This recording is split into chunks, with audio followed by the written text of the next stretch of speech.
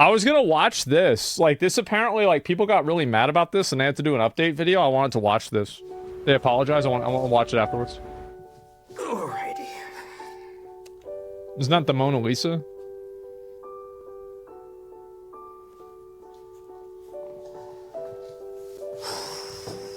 As sad as it is to say goodbye to YouTube, it's the right thing to do. If this is my last time on YouTube, then baby, what a life I've lived here on this It won't planet. be, because you've got the Asmongold react. It's not over. I grew up on YouTube. All of my heroes were on YouTube. I learned how to be a human on YouTube. Taking a step away from it, it's just tough because I've always really loved and cared about the YouTube community. So who it's hard died? to leave. My name is Ryan Steven Vergara, and I'm part of Advanced Video Production. Hello, I'm Professor Morris Ashley. Welcome to another exciting episode of Extreme Science. I had no idea what to do for my intro. Please don't stop watching. Please. My first YouTube video that I ever made was in 2012. And that, my friends, is how you will become the most baller in your city. It's so embarrassing, but I think it really encapsulates early YouTube, which is this like unfettered joy of just making and creating something that was in your head and sharing it with the world. I just made WoW videos on how to be good at the game and solo bosses, and sometimes I made videos of like breaking things on my head and catching rats in my house. I was doing that when I was a little kid. I just remember from like a young age, it was a way for me to feel like I had a purpose, or it was a way for me to find self-esteem. I guess when I'm making things, it's when I feel the most alive. I'm And the I same think way, That's carried actually. over into my adult life. I love and it. In a lot of ways, sometimes I look back and it feels like I haven't really even grown up. And I'm sure if I you feel asked the same people way. about that, they probably would agree with me. Yep. That I have not grown up. I went to Northern Illinois University for 2 years because it felt very selfish and weird to want to go into film. And I was like, I gotta do something responsible. I can't just do something that is fun. And then after 2 years of that, I was like, I'm really sad and I really don't. I was like, I guess it's worth maybe pursuing. I remember my dad was like, I didn't have a job. He's like, you need to start selling drugs. Why don't you just do that? You gotta make some money, man. my, creative ambitions. So then I went to Columbia College in Chicago and studied editing. But even before that, when I was at Northern, I was still making a bunch of dumb little videos. Yeah. Plenty of dumb little videos. Myself, Shane, Steven, we all came from BuzzFeed. It was kind of like the formative years of our creative process. I didn't really know how to make a video. I don't know if I would really say BuzzFeed had a creative process, but it had a process. I didn't know virality. I didn't understand the internet that well. So BuzzFeed for me was like college. I had a great time there. I was never very good at sort of chasing like viral stuff. The stuff that I did find success with was stuff that I was very passionate about. And that was kind of hit or miss, Yeah, we were working crazy hours trying to get the next cool hit video out, trying to make the next big thing. And that was the culture there. It was fun, but also intense. Steven and myself made something called Worth It and Unsolved, respectively. That was when I went from like, oh, there's that Asian kid in the BuzzFeed video, to like, oh, that's Stephen Lim. That's like the guy who hosts Worth It. Luckily, I was, roped into Unsolved and was able to be in that. Yeah.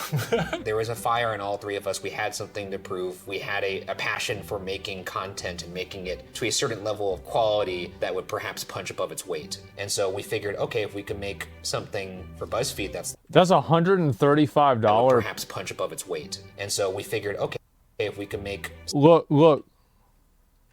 $135 pizza. I could get a Domino's pizza for $8. I guarantee you it's better than that.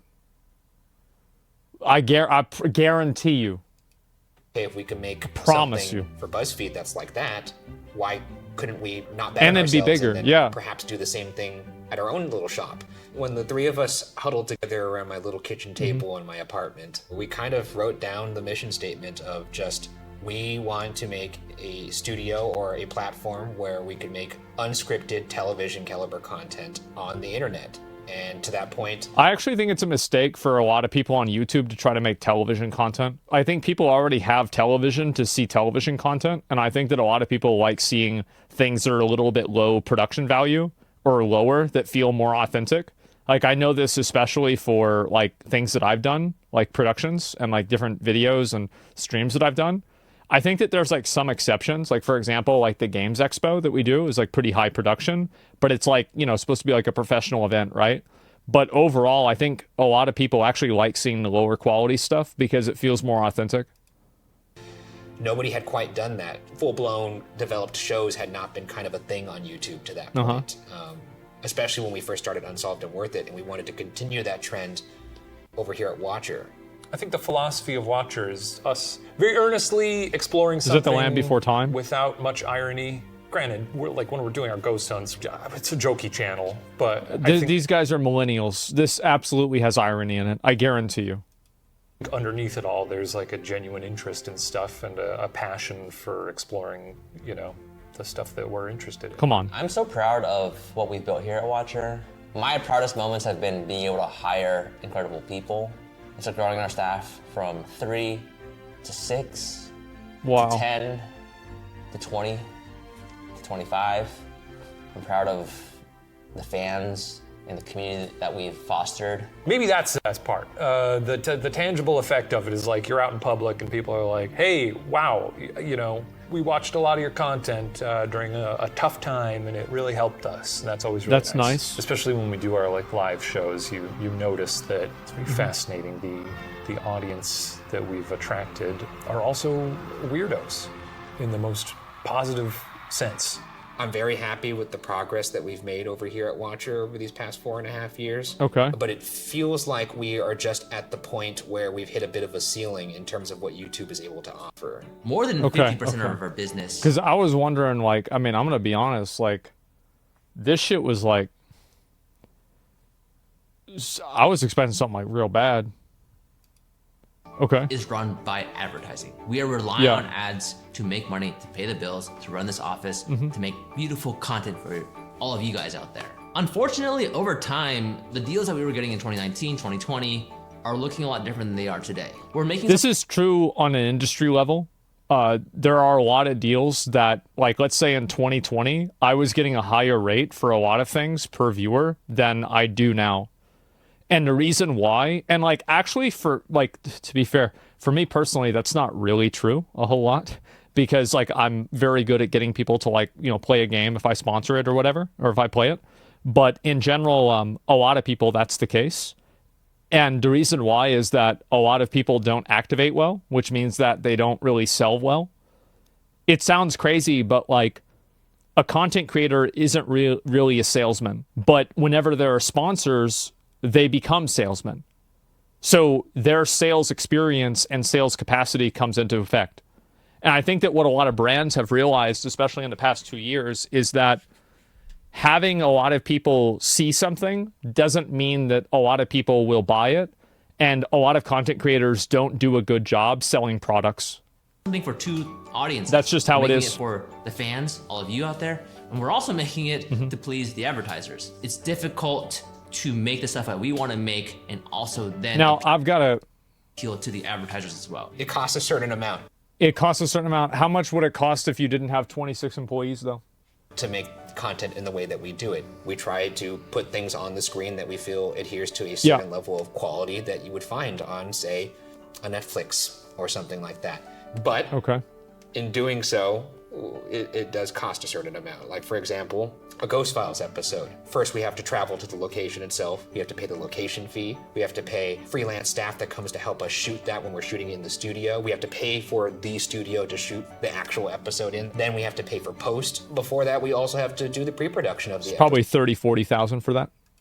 episode. And when you add that all up, we're talking about an end of a season that costs hundreds of thousands of dollars. Yeah, if you I'm have a not whole season. Sitting here complaining that is the bed we've made. Yeah. Everyone has different missions they're marching towards on YouTube.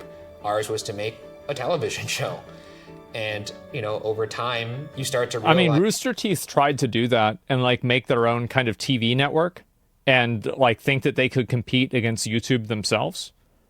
It just doesn't really work. The reason why people use YouTube is because it's free. That's a big reason. And one thing that I've learned is that it's extremely hard to take people who are getting something for free and then make it a paid service. The only things that successfully do that are things like Spotify, whenever they do it like instead of pirating. And the reason why is because the value increase is that high. But generally, whenever something like this happens and people try to make their own thing like Rooster Teeth, the value perception isn't that big. It's like, hey, maybe television shows aren't meant for YouTube. Perhaps we should find a different place that's better suited to the content that we're making and can support the dollar amount that we're putting into each of these episodes so that we're not constantly running around trying to find sources of revenue to support the model. We work from the other direction here, which is like we start first by looking at what we want to say and think about and talk about. Yeah. And that's always informed our content, which is why I think our content doesn't necessarily always like trend. We've trended quite a few times, okay? But that's never, it's never our goal. And I think by that token, YouTube has never been like the perfect fit for us. All that being said, we have realized that it would be great if we could find a way to rely less on advertising, not make it such a big part of our business. So they're doing Patreon? So we've been working over the past few months and years, like how can we make this business more sustainable? How can we make something where we can make the things that we want to make for all of you guys and not be worried about all the other forces that are here? In terms of where this company is going and where I believe that we can be the most successful, they have 12,000 Patreon YouTube is no subs? longer the place for that. Okay. For anybody who's watched or supported us to this point, truly, thank you. The goal was always to make television caliber quality content. And not just for YouTube, but for you guys. I guess we just hope you guys follow us this one last time.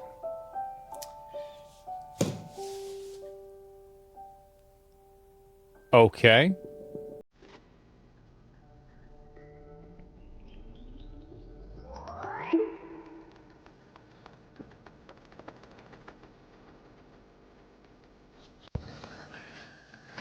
To our very own independent streaming service, Watcher.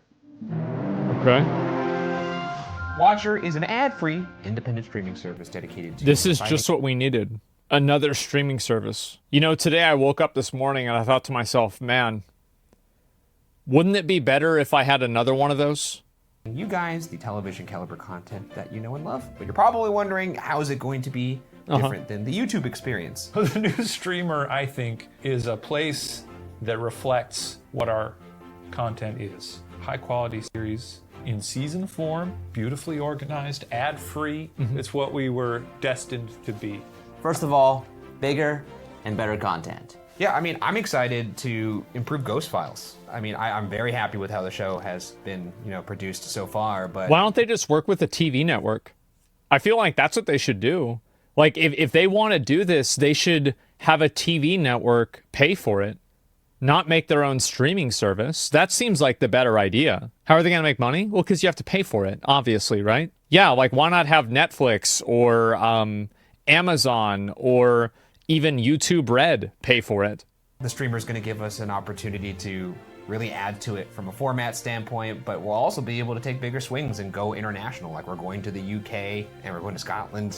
Also, the more resources we have, the more time we could focus on making the show better. And every season of that show, I want it to be better than the last. And I'm very excited for season 3, which you guys will see on the streamer. The advent of this streamer has allowed me to bring the gang back together. That's true. Adam, your pals. Andrew, the old friends from Worth It, and we're going to be launching the spiritual successor, which is going to be called Travel Season. Are you excited to work with Steven again? Yeah. After 12 seasons of Worth It. It seems great for them. And I think this is really one of the problems that a lot of people have that are making content, is that they feel like this is kind of an example of something that, like, where people get parasocial with their audience, where, like, this is something that sounds really great for them, but if you're a viewer, where's the value add for you whenever, like, you originally weren't paying any money, you didn't have a special service, you weren't doing anything, and you were just consuming YouTube content, and now you have to go to another website and you have to maybe pay money too on top of that, that's a lot to do. So I said they made an apology video. Yeah, I'm going to watch it after this. It feels great to make something that is very similar and based on a lot of those experiences, but we get to dispense with all the stuff that we don't like. So if you want to catch that, you can watch it on May 31st. It's going to be a full 6-episode season, and you can watch it all if you're a member on the streamer. And not only will there be new, fresh shows, we're going to put it up to the members to resurrect a show from the past. There are a lot of shows that maybe didn't do phenomenally on YouTube that would be performing perfectly fine on a streamer. What a weird, wonderful idea. What a weird, wonderful idea that would be. I'm excited about the prospect of bringing on some new talent, some new faces, and making content around them. And, you know, being able to shape some shows that don't always involve us is something I'm really excited about. And, you know, we get to maybe bring back a little blue guy. When it comes down to it, end of the day, why not? That should be our slogan. I think the real problem is that, and I'm going to look at this after I finish the video, I bet a lot of the videos weren't really doing very well. And that's the reasons why they had problems with advertising. Because, like, if you're popping off, you're not going to have problems as much with advertising. Maybe Mr. Beast does because he's trying to, like, fit a really, really big budget. But these people aren't really looking for that big of a budget. Why not? I mean, yeah, I imagine he'll pop in. Yeah. Yeah, whether you like it or not. That's fair. But, you know, all this to say, you'll still occasionally see us on YouTube. We're going to post trailers for our shows there. We're going to have the season premieres of all of our series on there. But if you want to watch the full seasons of all of the content, the streamer will be the exclusive home for all of that starting May 31st. Steven. Yeah, and so, like, you look at it from the perspective of somebody who's watched them, where, like, you watched the last season and now you have to pay money for the next season. Of course people aren't going to be happy about that. I mean, it doesn't really matter, like, whether it's greedy or not. They have to advertise somehow. Like, this is one thing that a lot of people don't understand, is that the consumer doesn't care. Consumers don't care about your financial problems. Consumers don't care about how much money you need to make. Consumers only care about the value that they're receiving for the price that they're paying. And if you don't meet that value requirement or that price level, you fail. That's it. Talk about money. Yeah, what's this price? You can become a member of Watcher for $5.99 a month or $59.99 a year. We want to keep the price low enough where anybody and everybody is able to afford it, but it also has to support the things that we do here. So that was the number that just made the most sense for the streamer. And look, you can share it, you know, with your friends. That's true. What are we gonna do? Keep your eyes glued on all of our social channels. We'll be announcing some sweet opportunities to win merch, a free annual subscription, and a bunch of other wacky stuff from us. For those of you that sign up before May 31st, because we are going to have a little bit of a beta period, which will be launching today, actually. Right now. You can sign up right now. As of today. So it's not free? No, it's not free. That's the problem. Is, like, having content that's not free is the issue. Like, for example, like with Steak and Eggs, my podcast, we film Patreon content usually like every other week. And in the process of filming the Patreon content, we end up going and, you know, like, we're adding more content than just the base podcast. So that's why people are more okay with something like that, because the content truly feels additional. But whenever you're taking something that people were previously getting and then you're making it paywalled content, of course people would be upset about that, because you're literally lowering their value proposition that they get out of the show. It's really simple whenever you think about it. The release of this video, April 19th. Think of this beta period as a soft launch, an opportunity for early adopters to sign up, help us work out the kinks, and provide feedback to make it a better experience for everybody. Yeah, the beta will be a transitional period where you'll still be able to access content on YouTube, but beginning May 31st, you'll need to become a member of our streaming service to access full seasons and new releases. So they're even taking off old seasons in order to force people to go to the website? And as a thank you to our first members, those that sign up before May 31st will have the opportunity to vote to bring back your favorite show. And not only that, but we're giving members who sign up before May 31st a whole 30% off their annual subscription. Amazing. So if you want to become a member right now, you can actually go to our description. You can click on the link somewhere in the video, but it's just watchyourtv.com. Super easy. That's right. WatchYourTV.com. WatchYourTV.com. Watchyourtv.com. Watch your TV. Watch your TV. Watch your TV. Watch Watcher on your TV. WatchYourTV.com. In all seriousness, we really couldn't be more excited for you guys to join us on this next chapter, hopefully. We'd love for you guys to come along with us. But at the same time, this is our final goodbye to YouTube. And you know, if it's our goodbye to you, I hope it's not, but if it is, I do want to say thank you for supporting us all along the way. Your viewership has allowed us to do all these wonderful things that we've done these past 4 years, and we hope that you'll come along for the ride. And help us continue to build. Yeah. Build this thing out even bigger. That's the hope at least, but either way, it's been fun. Thanks, guys. Thank you. I also think that the tone of this video was really bad, and they could have done the video way better. They could have structured it better. Like, it just seemed like such a melancholy vibe, and it's almost like with the video, they expected you to leave. Am I the only person that felt that way? It's like they weren't really confident in the decision. Yeah, it's like they already gave up, exactly. And like, I don't know why they did that. Because I think that if they had done like a much better 7-minute video, I actually think that it probably would have people would have been still upset, but it would have gone over way better than this.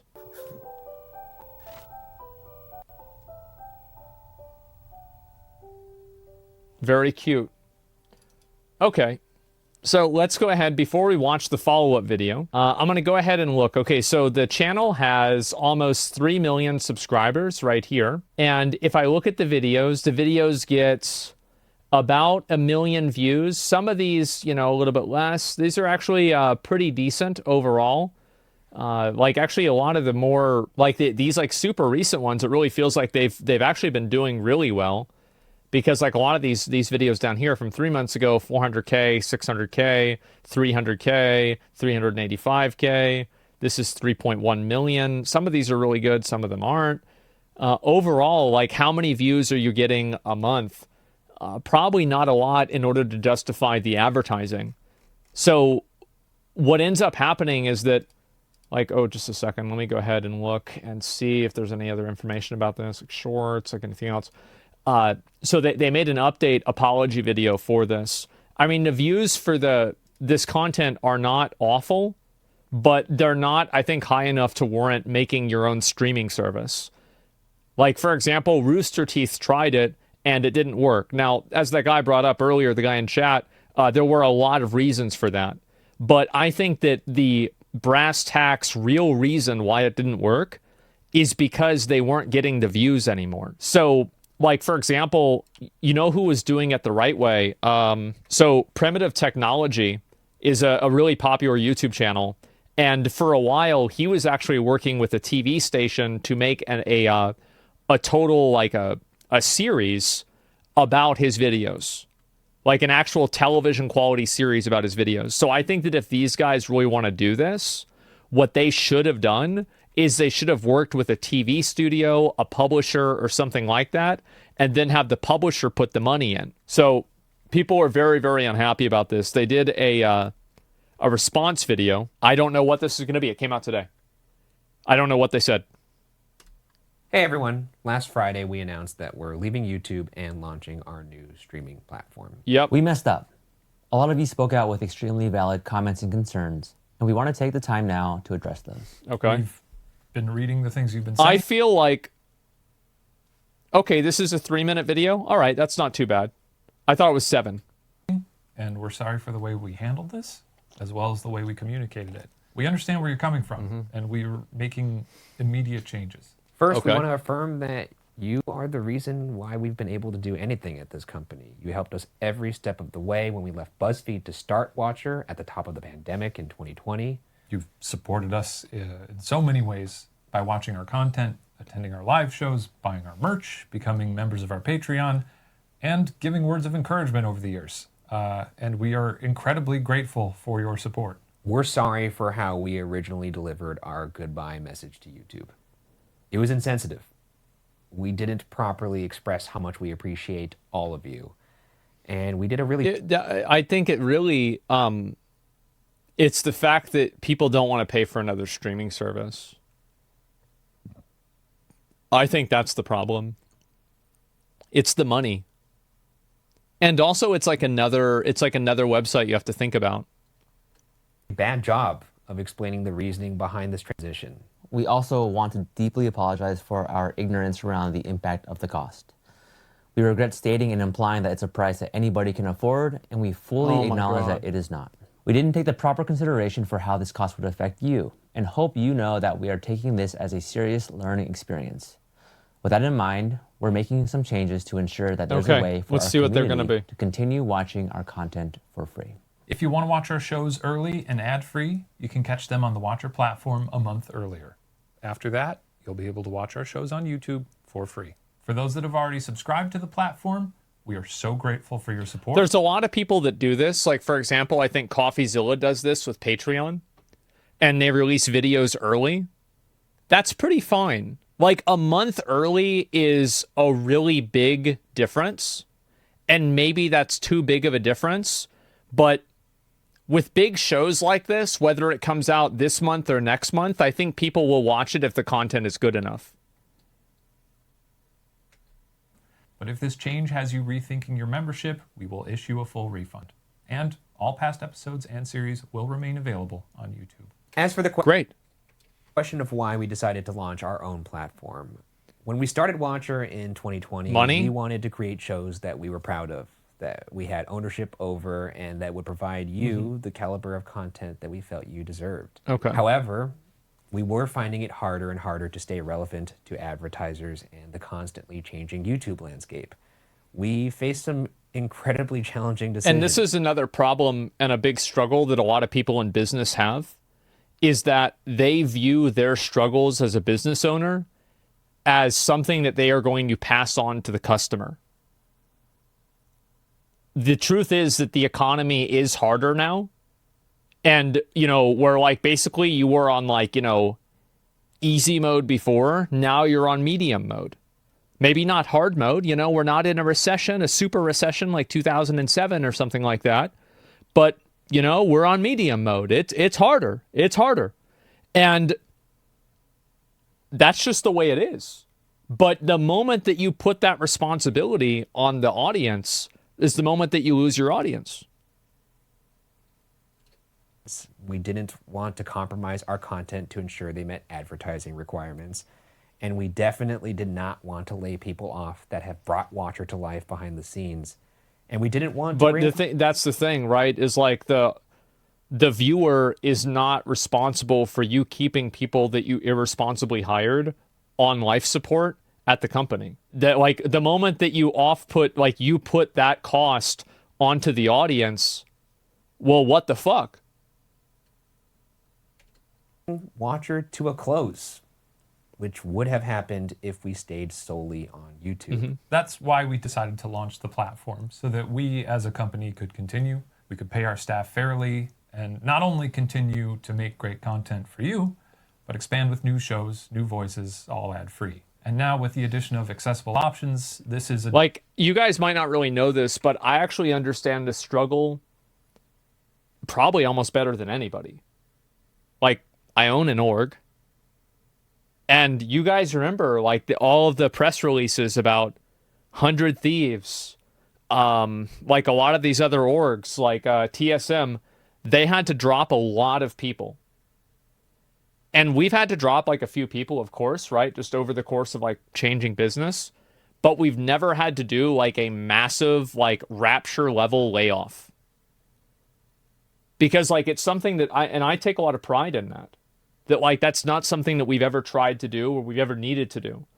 But the way that we solve that problem is that we found other avenues to make more money and different ways that we can monetize content in vectors that didn't previously exist.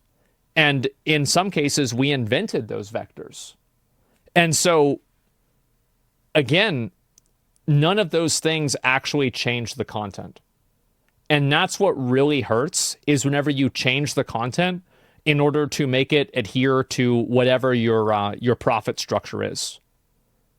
What's a vector? Something like Starforge, right? Like a lot of people, like nobody else is selling fucking PCs, really. And so like we decided to make a PC company. And so that's another way that we can help monetize like the business as a whole. And so I've spent the last like 2 or 3 years dealing with this. I know this very fucking well. And I know how hard it is. And I don't know shit compared to Tips. Tips is the one that has to fucking deal with all of this shit. He's got to deal, like, I've got to deal with it a little bit, here and there. He's got to deal with it every fucking day. And so we've had a lot of struggles for a lot of years. And I think everybody has, especially, after COVID and how, like, obviously that distorted the market perception. I really understand where they're coming from. And it is really hard to do this. But again, the customer is king. That is the only thing that matters. It doesn't matter how many people work there. It doesn't matter who's working there. It doesn't matter what the standards are. It doesn't matter anything else. If the customer is happy, you're winning. And if they're not happy, you're losing. And sometimes if they're not happy, you're not losing yet. But you always do. And that's the reality. You have to be very creative with how you monetize things. And like for me, I try to be creative as much as I can be. And I try to save money as much as I can be with different things. But it's really hard to do this. And I think that especially like as you see people like The Watcher, like these esports orgs, like getting to like that maturity stage of business where like the business is not continuously, 20% or 50% year over year. And like a lot of investment capital hasn't really been like as easy to get. And even whenever it is, sometimes it's a Faustian pact. You do take a lot more risks and it does get harder. But do you know why it's harder? It's because if you win and you come out ahead, you can make an an insane amount of money. You're competing against anybody else in the world. You are competing against everybody else in the world. And everybody's trying to do the same thing that you're trying to do. And they are trying desperately to beat you. It is extremely fucking hard. No more zero rates and esports squandered it all? Yeah, well, esports, the problem is that esports was built, like esports cashed checks that they assumed the future would, would pay for, right? And it happened for about 10 years, maybe 15 years. And now I think that it's, again, reaching that maturity stage. And that maturity stage, the outcome of that is videos like this. Do you think they can successfully pivot from this? Absolutely. All they need to do is keep making content. The best apology is better content. The only apology is better content. Nobody gives a fuck about this. Who cares? Put out the next video. Whenever I had, like, for example, do you remember whenever a lot of people in my audience were really mad at me for like the Hassan is streaming a real job take, or whenever everybody in my audience was really mad at me for like my OnlyFans take, or whenever everybody in my audience was really mad at me for my AI take, or whenever everybody in my audience was really mad at me, or Twitter really was really mad at me for Jesus, it was an Overwatch 2 take for Classic WoW, PoW World, like basically every day. You know what I did? The next day, I clocked in, I tanked the hate, and I said, fuck it. I'm going to go again, and I'm going to make more content. More content every fucking time. I lost a lot of subscribers for like different things that I did, and I don't regret a fucking thing of it because I did what I wanted to do. But that's not the only thing I wanted to do. And the truth is that for me, it doesn't matter. Like, and that's the reason. You know who else does this? Two people that do this. The main one I'm going to say is not Hassan. Hassan is the second one. But the main one is XQC. XQC can have the dumbest, stupidest drama. Everybody can fucking hate him. And it's like, I hate this guy. This guy's a joke. Like, how the fuck did this guy get popular? He's the worst person ever. And then you know what happens? The next day he goes live and he does something else and people are back watching it again. Because content is king. And it's the only king. Nobody gives a fuck about anything else. Decision that we all believe is the best for Watcher. However, we realized that in figuring out the logistics of what this might take, we overlooked the way it would impact all of you.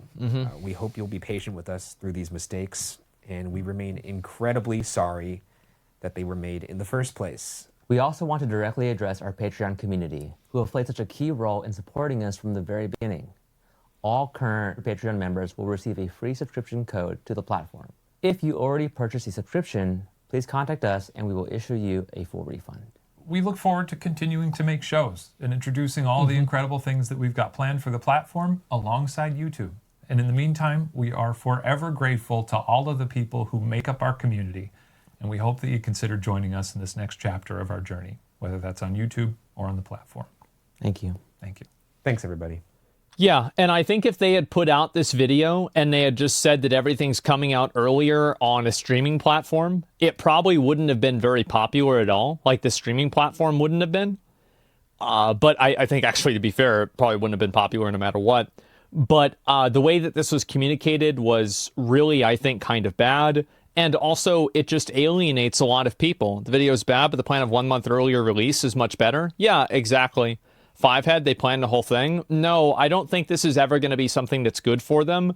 And I'll link you guys the video. I mean, I'm glad that at least they're changing it, right? And that's what really matters. The 3 puzzles across Stark? Yeah, exactly. Delusions of grandeur to start your own streaming site? Well, like, you can see why they want to do it, but again, it's the value proposition. Whenever you have people that won't even pay for YouTube Premium, you think they're going to pay for your channel Premium? Come on. It's just not going to happen. Look at whenever streaming, you had sub-only streams. The absolute crisis mode these guys must have had over the weekend. If I had a nickel for every time I saw a 3x BuzzFeed employees on a post-controversy, I'd have 2 nickels. No economist, but if you're struggling to pay your existing staff, I doubt hiring 3 new hosts is the way to resolve that issue. Yeah, exactly. It's about having sustainable expansion. Just please remember the audience is here for you, guys, and not the high budget production. Yeah, exactly. People just want to have good content.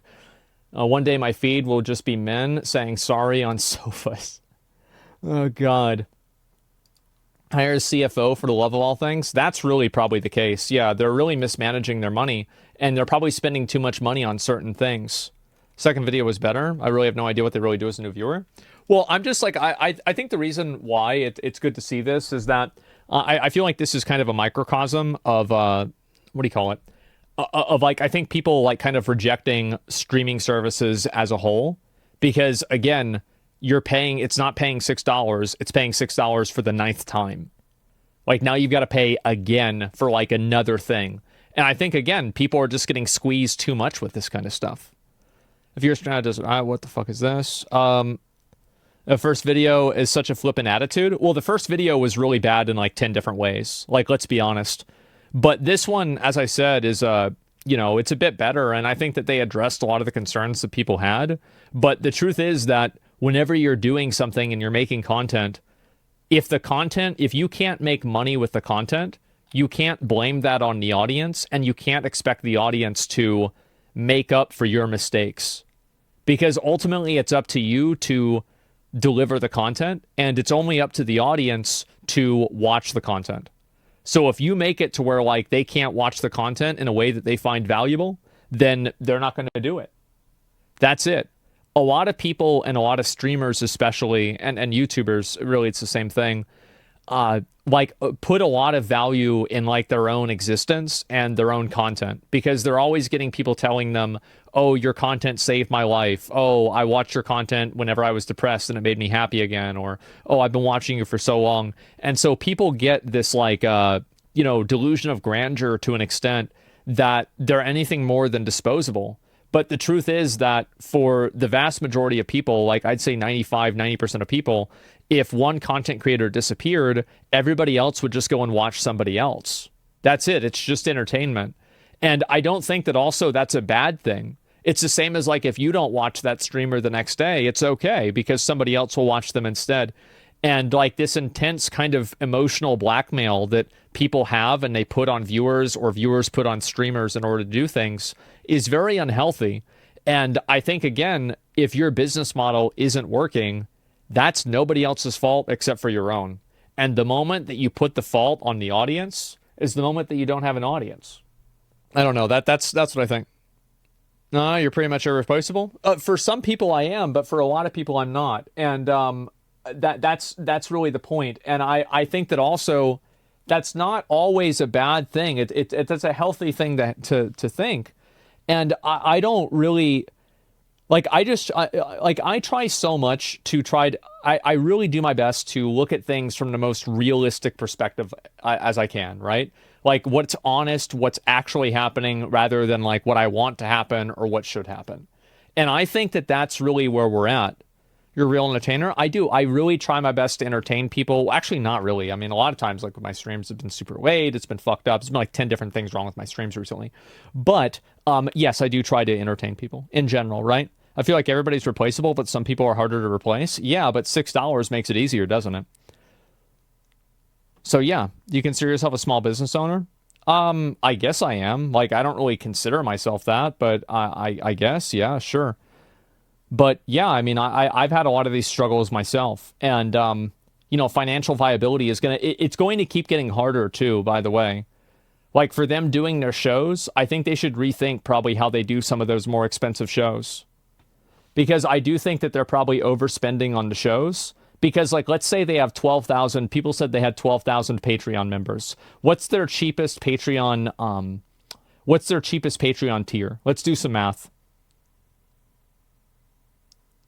$5. Okay, so $5, and so let's assume that they are receiving $5 because 20% of people are buying the higher tiers, and that will offset the 20% cost that Patreon is taking from you know, their fees for transactions. So you're looking at $60,000 a month. $60,000 a month is not enough to run what they're doing. I think the money that they need to run that is about $350,000 to $400,000 a month if they want to maintain the same level of production value and outsource things like post-production to another studio. It's probably about $300,000 a year. Or sorry, a week. Month. God damn it. For month. I'm reading a million messages. Yeah, so like if you're having $300,000 a month, and you've only making $60,000, you're going to have a much, much bigger problem. You're going to have a huge problem. They grow too big like a tech company and they don't want to fire people. Yeah, exactly. Well, also like just like traveling somewhere, renting the place out, like even if they had no external costs, this would still be a $20,000 to $40,000 endeavor. And so, like, I'm talking 300,000 in doing multiple videos and having, like, all the existing ongoing costs, like salary, like, you know, like a rent for the building, stuff like that, maintenance fees, accounting fees, legal fees, everything. Like, there's a lot of people trying to take bites out of your cookie whenever you're a business owner. There's a lot of them, and that's not even counting taxes. So it's hard.